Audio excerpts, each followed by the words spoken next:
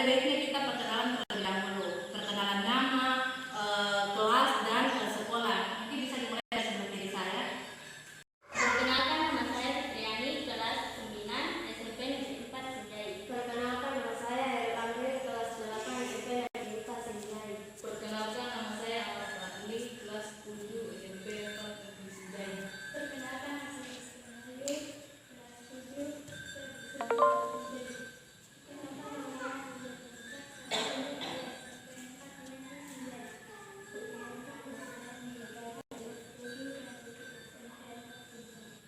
Oke, sekarang kalian sudah saling mengenal karena kita akan kalian sudah perkenalan. Jadi salah satunya yaitu asas kerahasiaan. Jadi apapun yang kita lakukan di sini, apapun yang kita ceritakan di sini itu cukup kita yang tahu saja. Oke, setuju? Setuju. Oke. Sebelum itu ada yang tahu tidak apa itu bimbingan kelompok?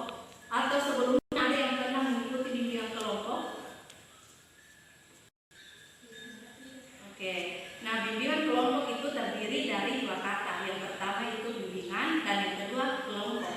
Nah bimbingan pemberian bantuan kepada seseorang atau individu untuk menyelesaikan masalahnya atau memberikan individu supaya dia bisa mengetahui potensi dirinya, bagaimana kelebihan saya, bagaimana kekurangan saya. Sedangkan kelompok merupakan perkumpulan dari beberapa individu yang memiliki tujuan yang sama.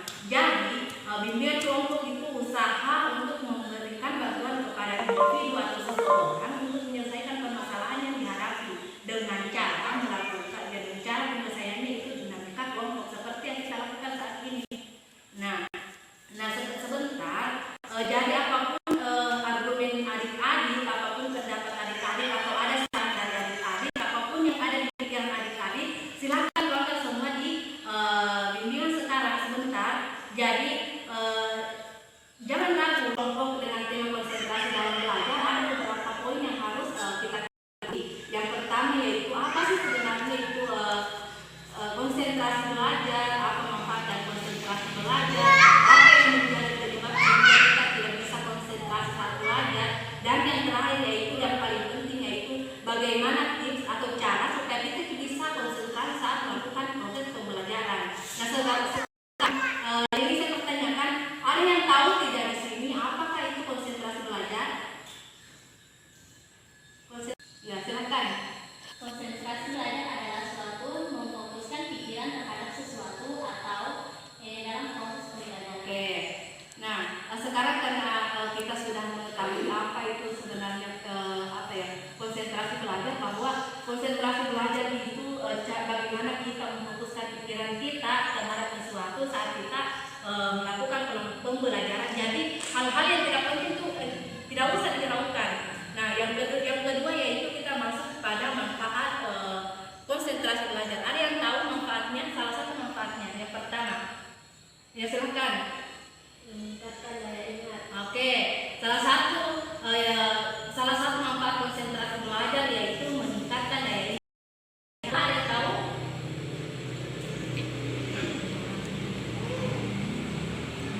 Silakan.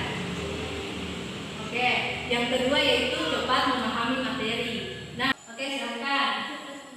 Oke, manfaat dari konsentrasi belajar yang ketiga yaitu cepat memahami materi atau bisa menguasai materi dengan cepat. Nah, yang ketiga kita masuk di poin ketiga, yaitu apa sih sebenarnya menjadi kendala sehingga kita bisa susah untuk konsentrasi saat melakukan pembelajaran.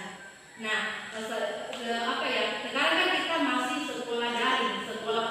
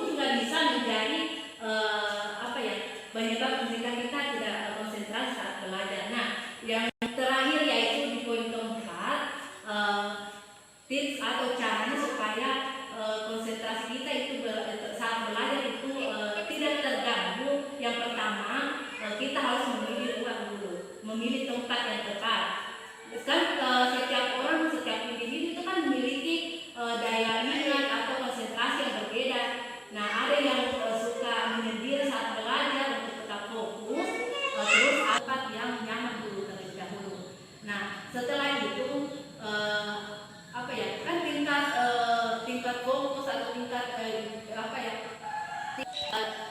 yang namanya individu, setiap individu kan memiliki tingkat konsentrasi ya. Ada yang suka mendengarkan musik saat belajar, ada di sini yang suka mendengarkan musik belajar. Yang itu menjadi daya tarik tersendiri ya saat kita melakukan pembelajaran. Musik itu lebih rasanya lebih enjoy, lebih santai saat kita melakukan pembelajaran. Nah, yang ketiga yaitu ketika yang menjadi salah satu penyebab sehingga kita tidak fokus itu biasanya ada masalah keluarga ya, ada masalah keluarga. Nah, ataukah masalah percintaan atau masalah dengan sahabat atau dalam artiannya mungkin ada bombenya dengan temannya, kita selalu memikir saat belajar hingga bisa mengganggu konsentrasinya. Nah, sebelum itu untuk lebih fokus saat belajar ya, menyelesaikan masalahnya terlebih dahulu, entah itu masalah dengan teman, masalah dengan keluarga, atau masalah percintaannya, selesaikan terlebih dahulu karena jangan sampai itu yang nanti akan menjadi beban pikiran kita saat belajar. Dan itu yang akan bisa mengganggu konsentrasi kita sehingga kita tidak bisa fokus lagi saat belajar. Nah, yang ketiga yaitu kita apa ya, kita berada di ruang yang nyaman supaya kita bisa supaya kita bisa konsentrasi saat belajar. Mungkin dari teman-teman atau adik-adik ada yang saat belajar itu bagaimana sih bagaimana Anda bisa membuat Anda itu konsentrasi saat belajar, apa yang Anda lakukan saat belajar supaya Anda itu tetap fokus pada pembelajaran, apa yang Anda lakukan? Kedua, oke, menyendiri bisa. Yang ketiga,